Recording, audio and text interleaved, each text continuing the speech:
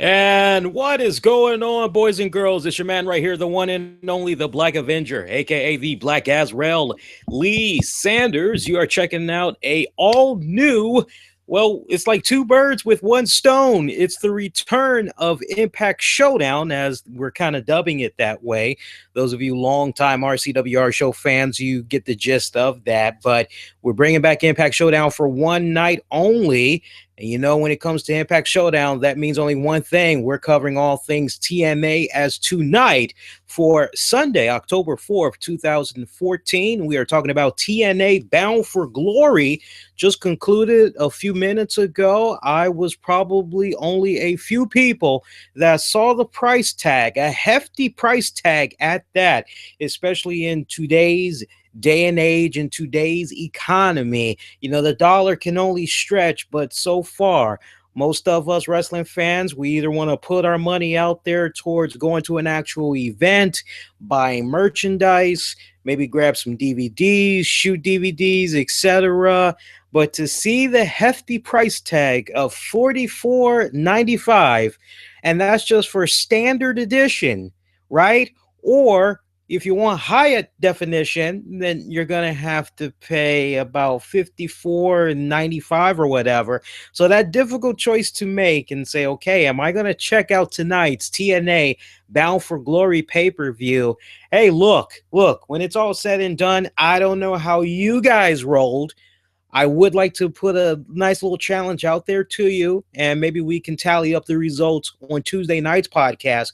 But I'm curious, for those of you that watched TNA Bound for Glory tonight, how did you go about watching it? Did you get together with some friends and family, and did you put a little bit of money together and basically ordered the pay-per-view that way?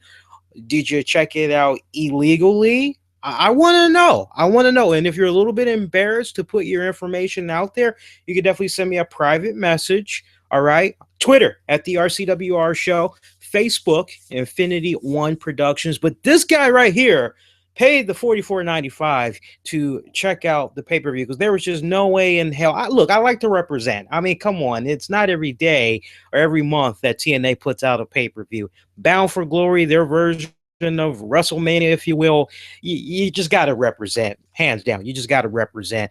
Hit me up, though. I want to hear from you for the next little bit. We're live right now on YouTube. We are also live on Mixlr.com, so feel free to say hello to us on whichever platform to your choosing. All right.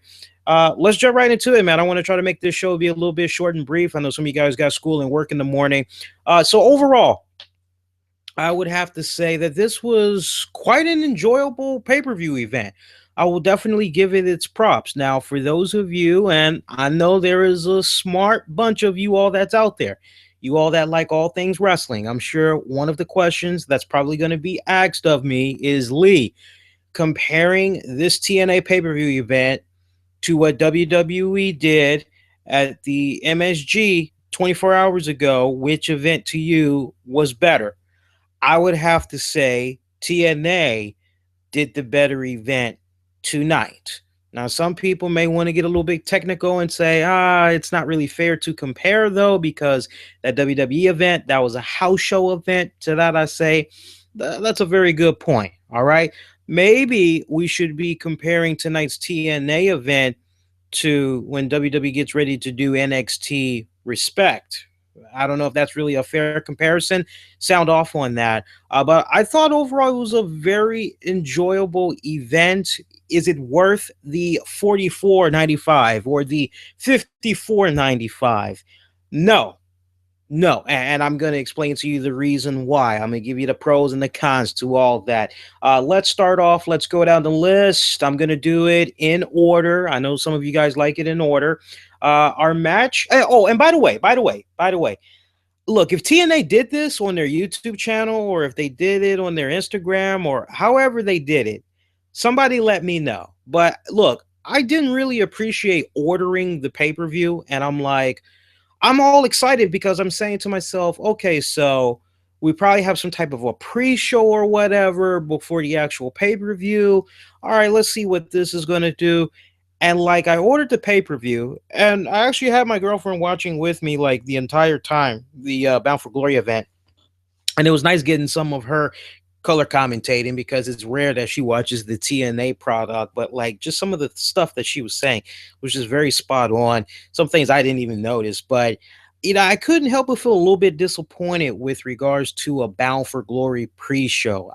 Thought for sure there was going to be some type of a live event. Maybe we were going to get some type of an exclusive match to check out to get us hyped up and psyched up for Bound for Glory. But to my knowledge, we didn't get anything like that. This is supposed to be like the biggest pay-per-view event of the year for TNA, right?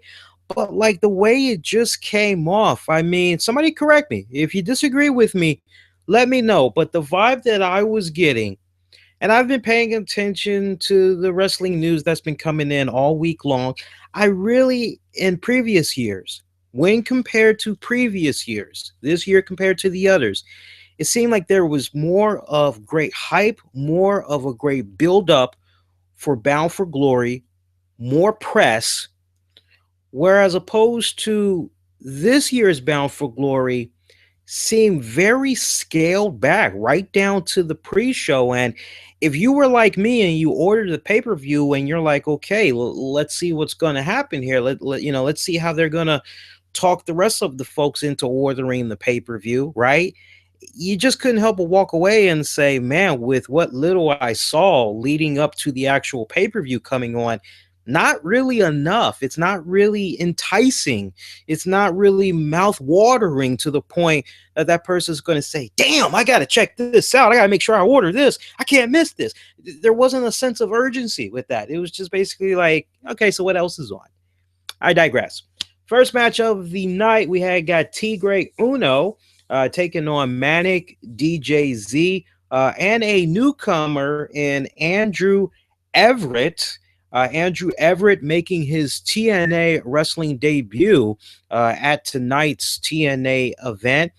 Some of you guys that are familiar with your independent wrestling, you may be a little bit familiar with him. He's mainly been doing some stuff over in Global Force Wrestling. Young man, he's only 25 years of age.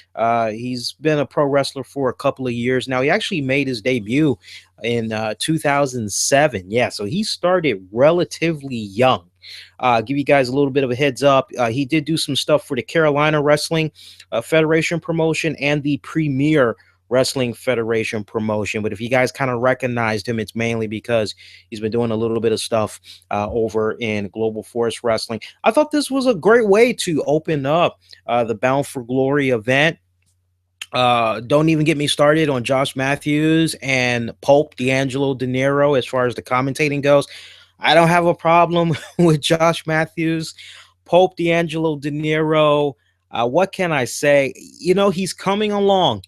Is he rough around the edges? Yes, I'm not disputing that. He's working on it. I know there's a lot of you guys that can't stand him. I love following the tweets of Sid Vicious, WWE Hall of Famer Sid Vicious. Man, was he brutal throughout the night when it came to Pope D'Angelo's commentating.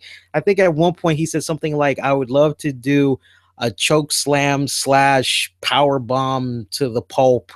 I'm like, wow. I'm thinking, damn, Sid, how you really feel about the Pope, man? But yeah, don't even get me started on the Pope, because my mama always said, if you don't really have anything kind to say, just keep it moving along, because the last thing you want to do is come off, like an asshole. And that's the last thing I want to do. And again, I'm just talking about the commentating. That's it. Just the commentating. As an in-ring performer, he's freaking awesome. More on the Pope later on in the show. But I like the way that the X Division match had opened up. This was an Ultimate X match for the TNA X Division title. Only fair, only fitting that the Ultimate X is represented on the biggest pay-per-view event of them all. Was I the only one that was actually just slightly disappointed, though, that Rockstar Spud made no appearance in this match? And I'm going to take it a step further. Not only did Rockstar Spud not make an appearance in that particular match, Rockstar Spud did not make any appearance on the entire card. If it was a dark match, I don't know anything about it. All right. But for the actual Bound for Glory card itself, there was no Rockstar Spud. And I know Rockstar Spud has his fans. Now, granted, I've been a little bit, I will say I've been a little bit of a hard ass when it comes to Rockstar Spud.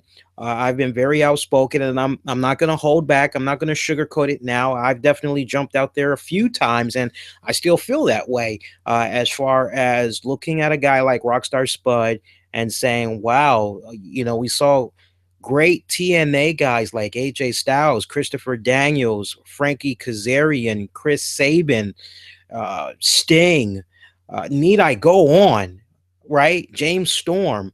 I mean, we saw a lot of guys, Austin Aries, a lot of guys that just like something went down. I'm not going to speak on their behalf. Like, I know why they left TNA, but when it's all said and done, for some of these guys, either they chose not to renew their contracts or TNA said to them, hey, look, we want to go in a different direction. And like all these people that I just named, and you look at a guy like Rockstar Spud, and it's kind of like, I don't get it. Like, really? It's like you get rid of all these guys and Rockstar Spud is still on the roster, right? I know Rockstar Spud has his fans. I really don't mean any disrespect, but I think when you really, really break it down and you really just kind of take a step back and you just really analyze what I'm saying, even the hardcorest TNA fan is going to be like, yeah, there is kind of something wrong with that based on all the names that you just mentioned. It is kind of weird that all those guys exit, but like Rockstar Spud is still there.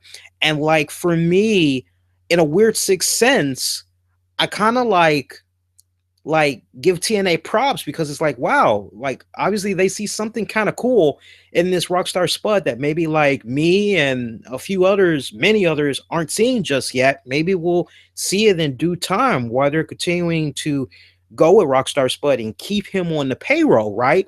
But then you see these moves come about where, wow, Rockstar Spud, like he's not involved in the Ultimate X match, let alone he's like not even making a cameo on the Bound for Glory card. It's like, the hell is up with that? It just kind of really makes you go, but great matchup for the Ultimate X match.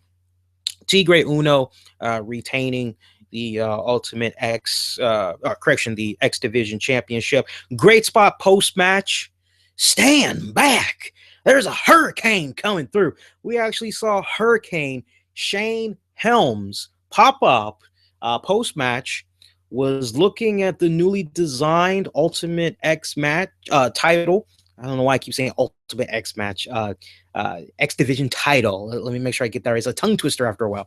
Checking out the X Division title, was looking at Tigre Uno all up and down, and extended his hand, shook it, raised Tigre Uno's hand to the crowd. Nice little, decent pop right there. I just felt so bad for Hurricane Shane Helms, though, because like when he came out, there really was like not a reaction for him. And like I was excited because I'm like, oh snap, it's Hurricane Helms. What the hell? I know where this guy has been, right? I go way back with Hurricane Helms from a TV viewing standpoint. So I was definitely stoked to see him. I'm sure a lot of you guys watching at home were probably stoked to see him too. And you could definitely back me up on this. Like there was like no reaction for this guy. And this is a Charlotte, North Carolina crowd, right? This is supposed to be a wrestling crowd, right? That moment right there was just kind of like one of those head scratching moments right there, but it is what it is. So without a doubt, it looks like eventually we're going to see some type of a program go down between Shane Helms, Tigre Uno. That should be a very interesting matchup right there to come. Next matchup we go to, it was the Bound for Gold Gauntlet match to crown a future championship match of that winner's choice. Okay, your participants in that were Tyrus, the Monster Abyss, Aiden O'Shea. If you all are not familiar with Aiden O'Shea, I'd say I had to do a double take, and it was kind of like, it can't be, is it? Yes, it is. More on that in a couple of seconds. Al Snow, what does everybody want? What does everybody need? Chris Melendez, Eli Drake. I said Eli Drake. Sorry about that, guys. Eli Drake, Jesse Goddard's, Mahalabala Shaira. I'm never gonna get that name right. Mr. Anderson, Robbie E, and ECW original Tommy Dreamer. There's a name I skipped. I told you I was gonna come back to him in a few seconds. Pope D'Angelo De Niro actually made a cameo in this match towards the end. It was hilarious. He jumped in there and like you hear his music, you're like, all right, Pope is finally gonna go in there and get his hands dirty. This is what's up. And he gets in there, and I think it was Tyrus, and who was the other big man that was looking at him? Abyss. Tyrus and Abyss. They were like looking at him like, what the hell are you doing in here, dude? And Pope just like, as quick as he got in there, I mean, he must have got out of the ring in about 25 seconds. He just calmly and politely went over the top rope, went back to the commentating booth, and that was pretty much it. This was kind of like a Royal Rumble match. That's how I want you guys to kind of think of this particular Bound for Gold gauntlet match. It was basically like a WWE Royal Rumble match, okay? Great. This was a great matchup right here. I had really enjoyed it. What I really enjoyed in particular was seeing Aiden O'Shea. Now, for those of you that saw the pay-per-view event, if you weren't following me on Twitter, then 9 times out of 10, you didn't see the tweet that I put out revealing who this guy actually is.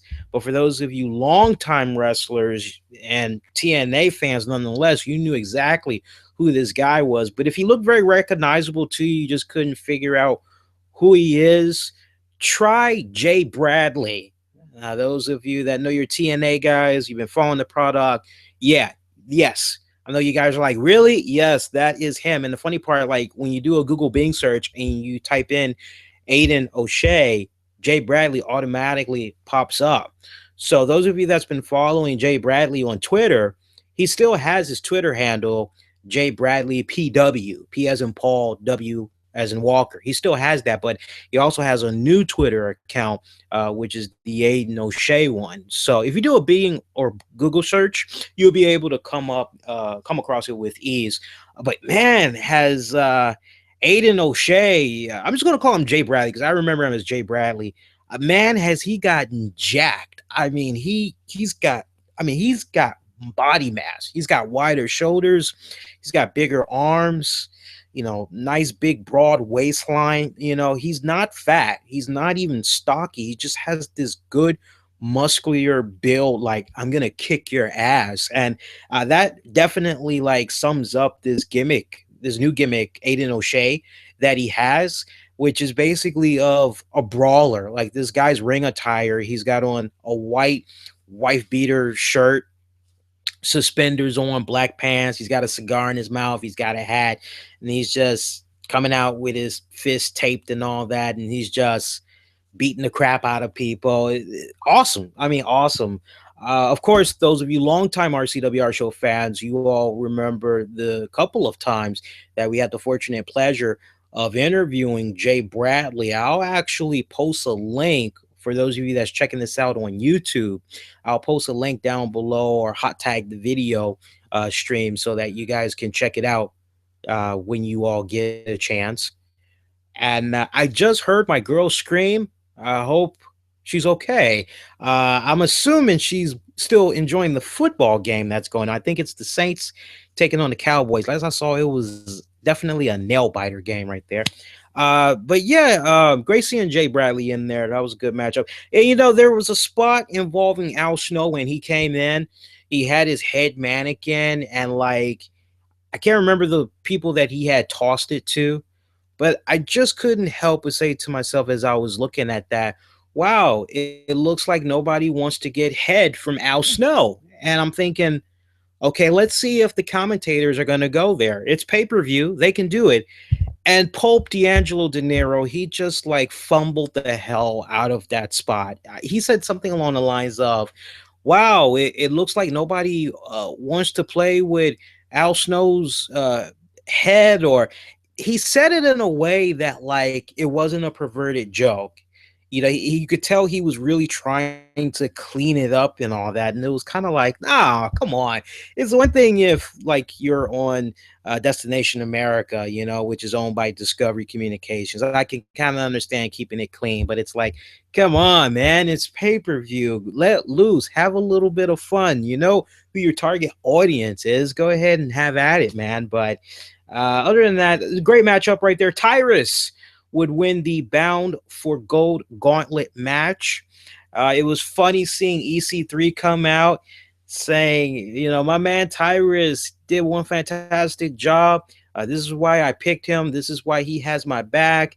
And he basically said, me and Tyrus, we have a future date as tag team champions. And Tyrus said to him, look, man, I've had your back. I've been very thankful for all the opportunities you gave me, getting me in here and everything. But let there be no mistake.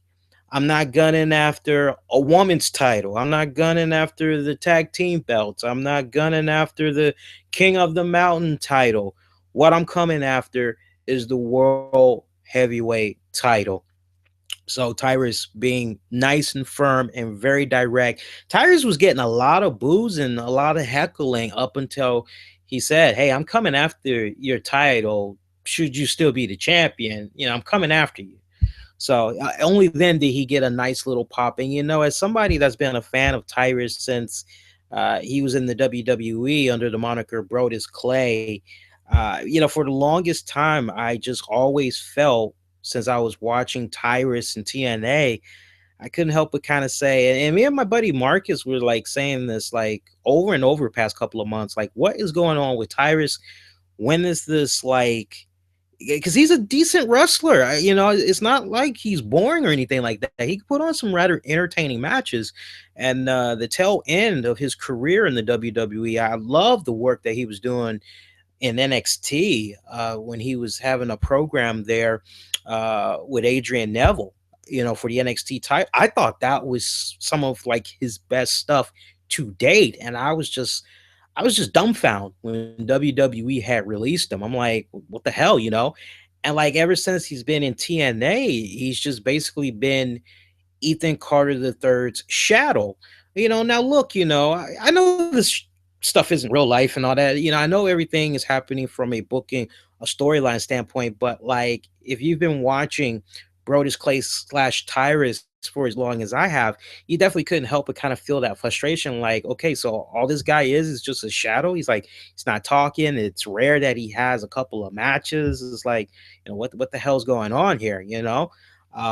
Who wouldn't like to get a paycheck and you're not really doing, at least the way it's being portrayed in front of the television for the viewers, it comes off as if that person really isn't doing that much. And I know we've heard in the past from some TNA wrestlers, now former TNA wrestlers, that didn't really like being in that position and they just ultimately asked for their release or whatever. But I will say it's really nice to see that Tyrus is now in this position where like officially like we're getting this nice, good, hopefully like a slow build that will see Tyrus eventually break away and try to lay claim to some championship gold right there. But again, Tyrus winning the Bound for Gold Gauntlet match there.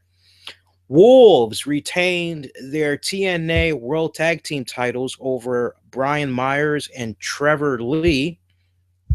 Decent matchup right there. Probably one of my favorite matches of the night. There was about 7 matches total, but one of my first favorite matches of the night. I got to give props to Bobby Roode taking on Lashley, singles match for the TNA King of the Mountain Championship.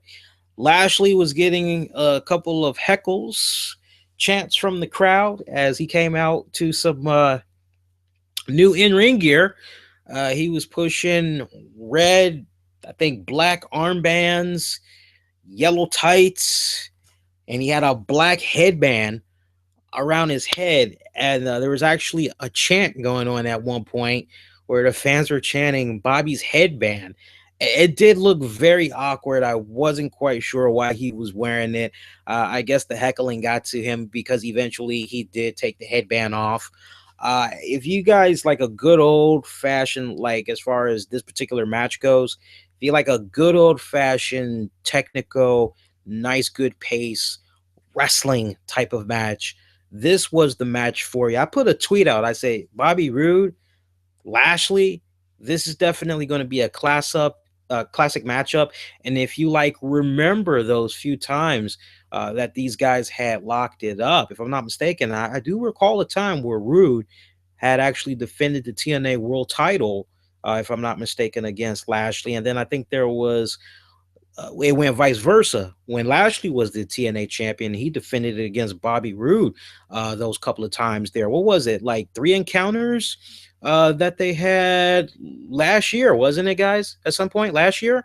So, I mean, if you remembered all that, you knew that this was going to be an instant classic, and it was. These guys did not deliver. Did it equal to the previous body of work? I would say it was just a little bit short.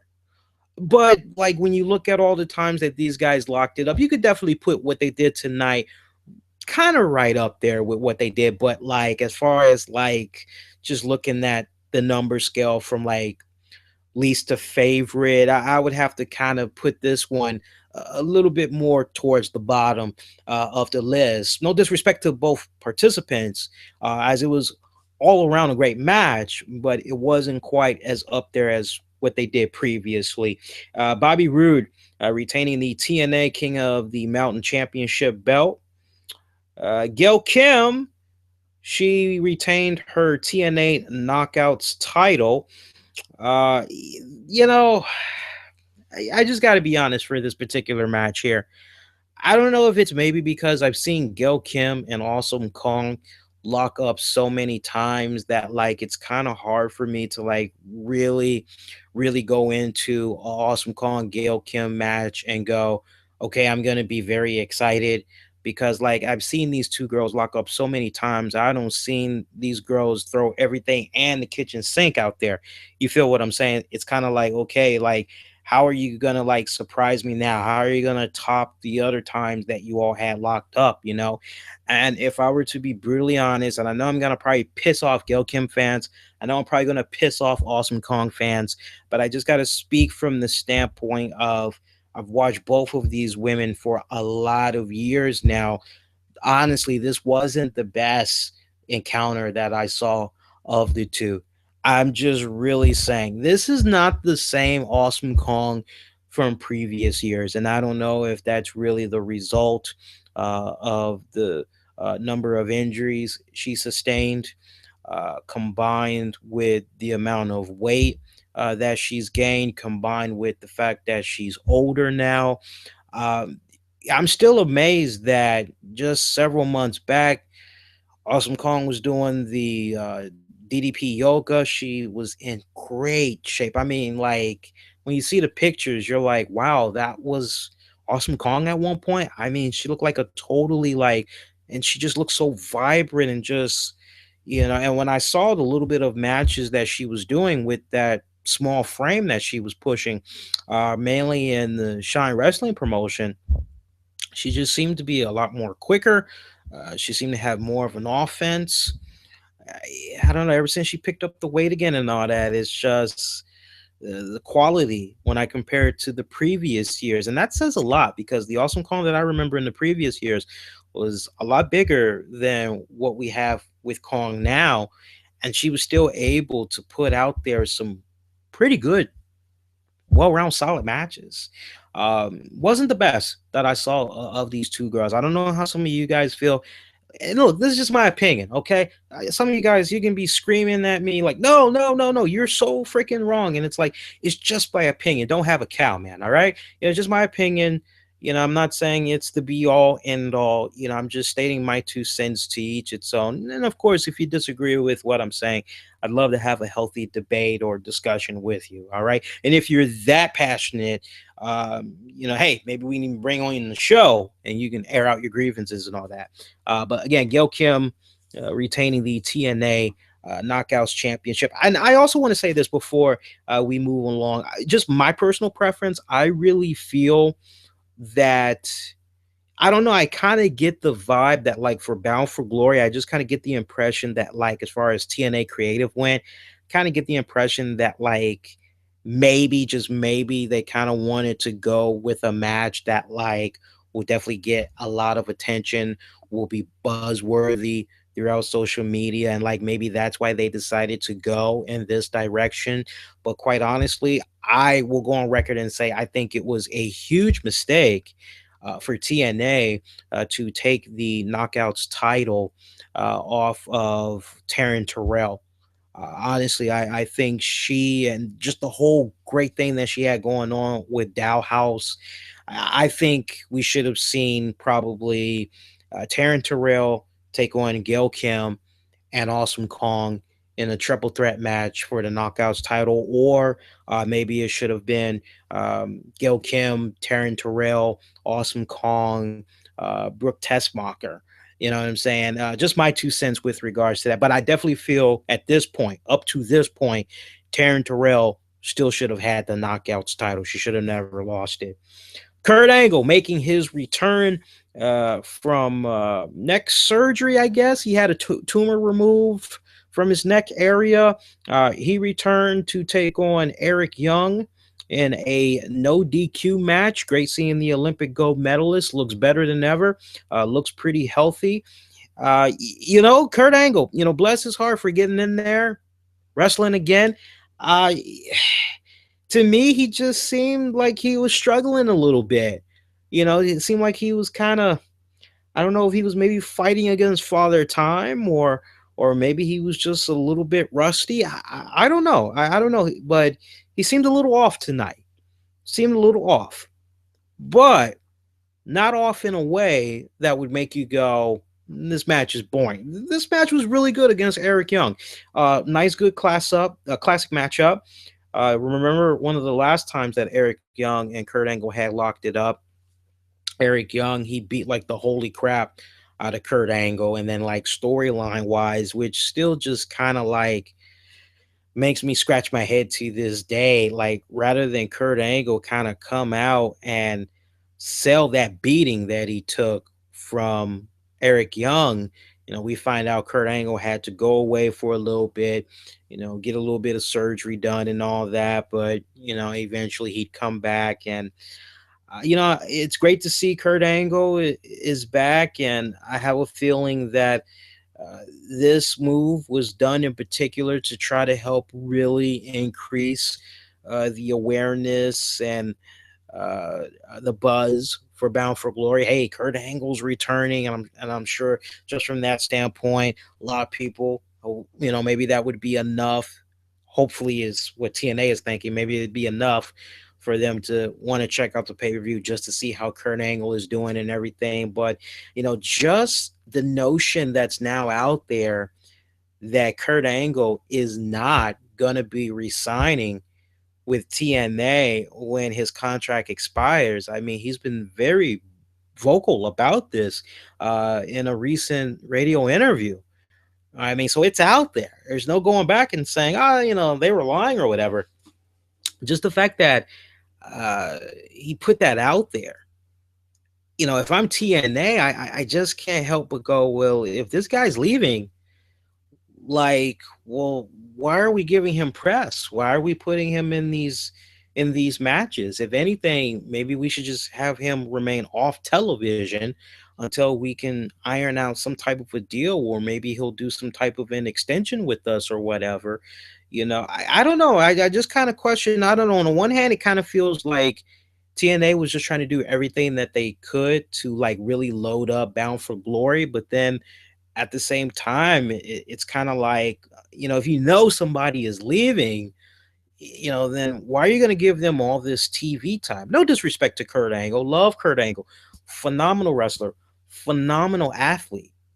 But just to have that sick feeling in the back of your head, like, is this person possibly going to go to our competitor? Right? They're not going to renew with us. Like, we don't know what the future is going to hold for this person. I mean, you're really playing Russian roulette. So it's kind of like, do you really want to keep giving that person all that TV time? And instead, like, maybe you could do something along the lines of, well, you know what, let's just have them do a full media blitz. Let's keep them away from the ring, let's keep them away from the TV, let's just have them go on X amount of TV shows, radio shows, promote our events that's coming up. Lord knows TNA could have used it, because I'm telling you, I really did not see that much press for Bound for Glory. It was funny because I remember I was saying to Marcus earlier this week, I said, "Are you going to check out Bound for Glory?" He said, "That's this weekend." I said, "Yeah." He's like, "Damn." He's like, "I haven't seen really that much press for it." And that has been like almost a constant theme I've been getting from people that I've been talking to all week leading into the weekend. It's like, wow, Bound for Glory is this weekend. So I don't know, they could have really used some help with the PR blitz and all that. But it is what it is, man. But it was a great matchup between Kurt Angle and Eric Young. One more match to talk about. Want to welcome those of you that's been with us up to this point. Your host right here, Black Avenger, aka the Black Azrael, Lee Sanders. Pleased to meet you. Nice to know me.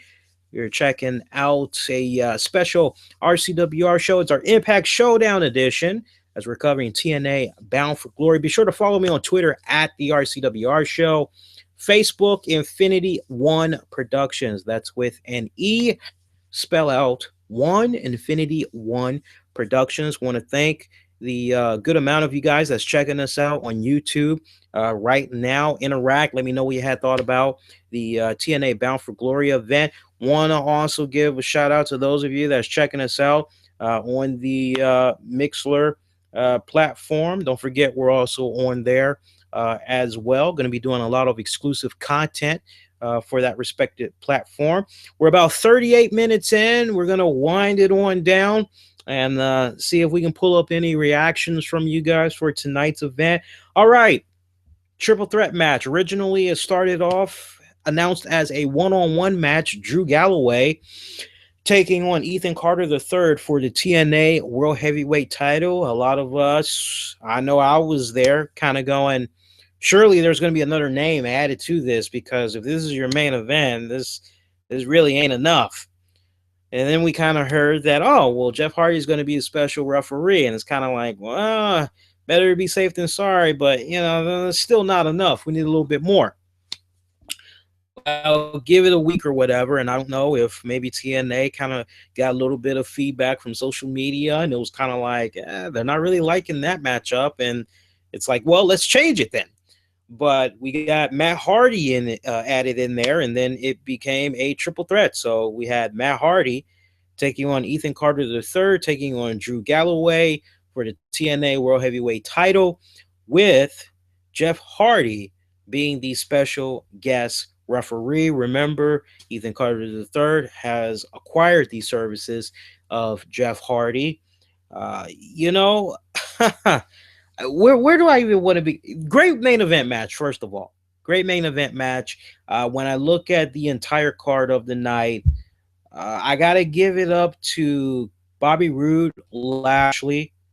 I also want to give a good mention to Tigre Uno, Manic, DJZ, Andrew Everett. I thought that was another great match. Wolves taking on Brian Myers, Trevor Lee. That was another good one. Kurt Angle, Eric Young, that was a good one too. Matt Hardy, Ethan Carter the third, Drew Galloway. I thought that was a really good closer. I love just the element and the uniqueness that Drew Galloway was able to bring into the mix. I thought was really good. I thought he was a good supporting member for this match, if you will. And those of you that's kind of like, what exactly do you mean by that? When you watch the match, you'll kind of get a sense of what I'm talking about. But he was a good supporting member in this particular matchup. A little bit of controversy towards the end of the match. We had saw Ethan Carter III do a low blow. I'm not quite sure who he did the low blow to. I'm not sure if he did the low blow to Matt Hardy or if it was to Drew Galloway, but he did a low blow while the other opponent was down, and he looked at Jeff Hardy and he's like, you can DQ me now. The match is over. DQ me. Ethan Carter was trying to retain his belt that way, and Jeff Hardy was like, no, I'm not doing it. So we see EC3, he leaves the ring. I just remembered something about Kurt Angle too. I got to go back in a little bit. It's hilarious. I got to make sure I show that some love. I'd be on fire if I didn't mention that. All right. But let me finish talking about the main event match. So we see EC3. He rolls out the ring. He grabs a steel chair. He gets back in, and he's getting ready to hit Matt Hardy with it, from what I remember. But Jeff was like, "Nah, man, you're not doing that. Win it like a man. Win it the right way." And EC3 just started to get pissed. He actually shoved Jeff Hardy. Jeff Hardy just stood there. I mean, Jeff Hardy was taking so much crap from EC3 until finally EC3, he just gave him a nice, good, strong slap to the face. Jeff Hardy just basically said, "You know what, man, screw this." And he attacked EC3, hit him with the steel chair. A botched move.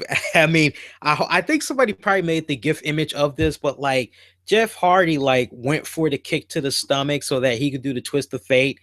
And I mean, that kick, like, for those of you watching the live stream right now, I mean, you see my hands, like, Jeff Hardy's foot was like right here, and EC3's stomach was basically like right here, and it was like nothing but air. And I'm like, wow, it's like, it's like, how the hell you gonna sell that one? But he just air kicked him, twist of fate, and then we see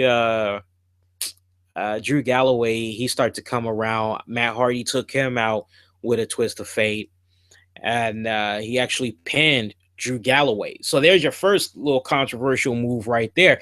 EC3 wasn't pinned, therefore one could make the argument EC3 is still undefeated, right? But then here's the other controversy that comes into play.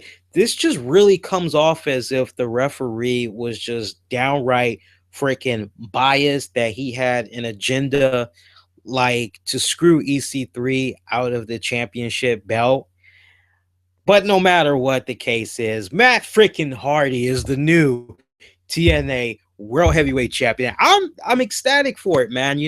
I got to give Matt Hardy a lot of props. Like, yeah, and we had the fortunate pleasure of interviewing Matt Hardy a while back, and at the time that I spoke with him, he just really came off as if he was on cloud nine, like life couldn't get any sweeter. At that point in time, he had just got married, and I remember when I was talking to him off air, right before we did the interview and all that, he just sounded so happy, and just he just really came off as if he was at peace with where he is in his life at that point. And like, just to see nothing, I was telling my girl this, I say, it's kind of nice being in the position where you've had the fortunate pleasure of interviewing certain people, and they were at a good point in their life when you spoke with them, and that goodness continued to roll on, and like nothing but good things has continued to prosper for their life. It just gives you a really good feeling. You know what I'm saying? And of course, he got married to Rebby Sky, and they have a beautiful child together.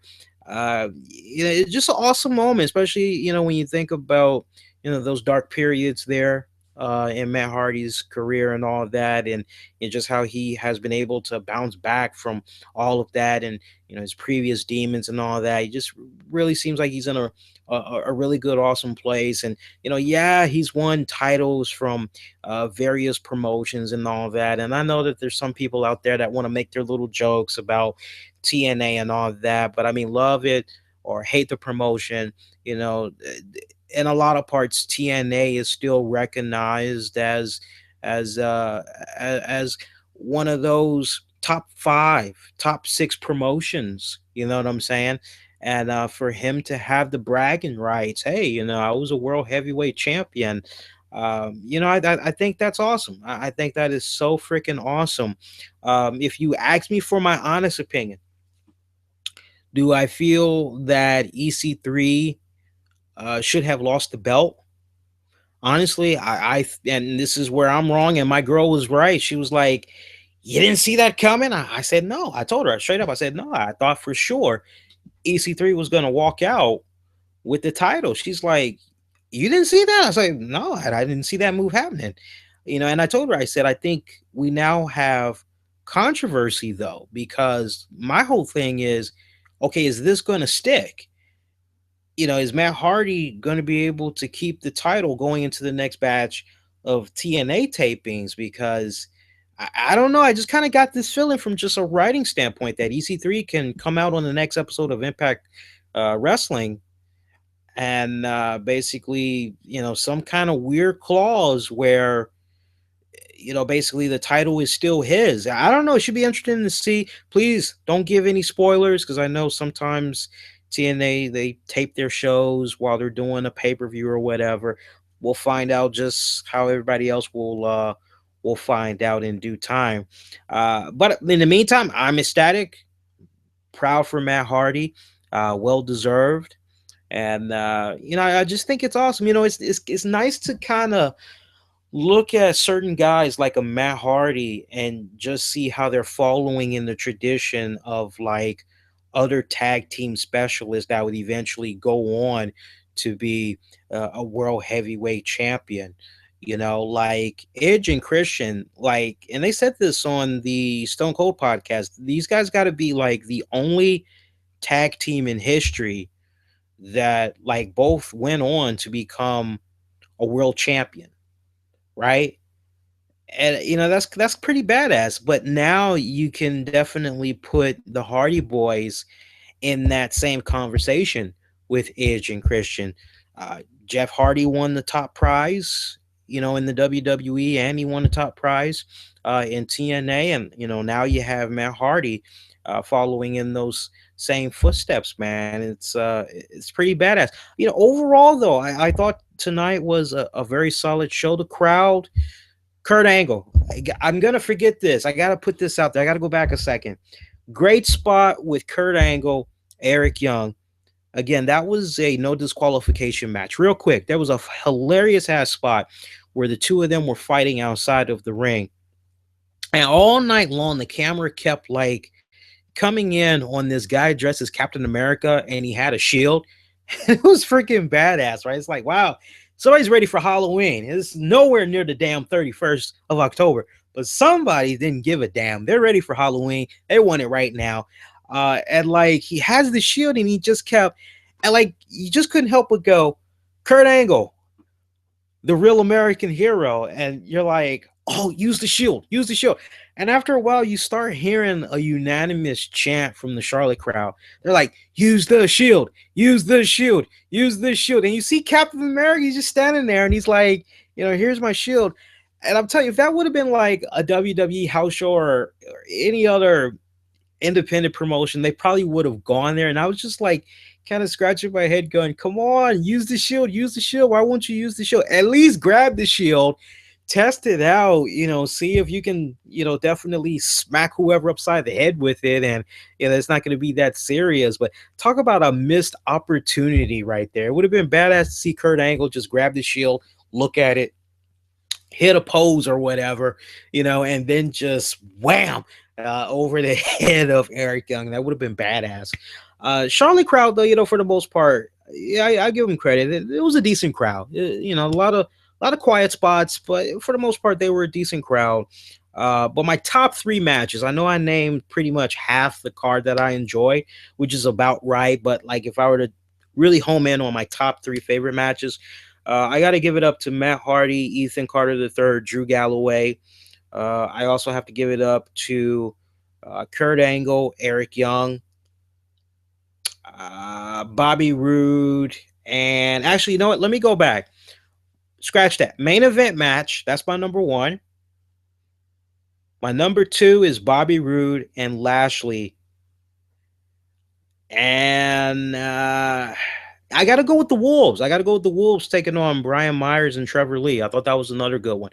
All right, let's get to you guys' reactions. If there's any.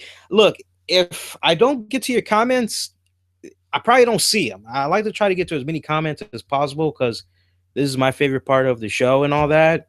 So if I don't read your comment, don't have a cow, man.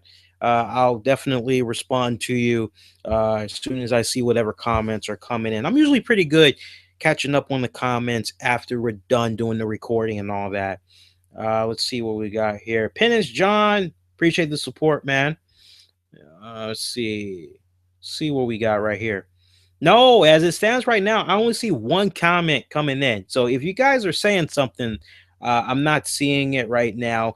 Not to mention, it's a late Sunday night going into Monday morning. A lot of you are probably getting ready for school and work. So I would think after we are done.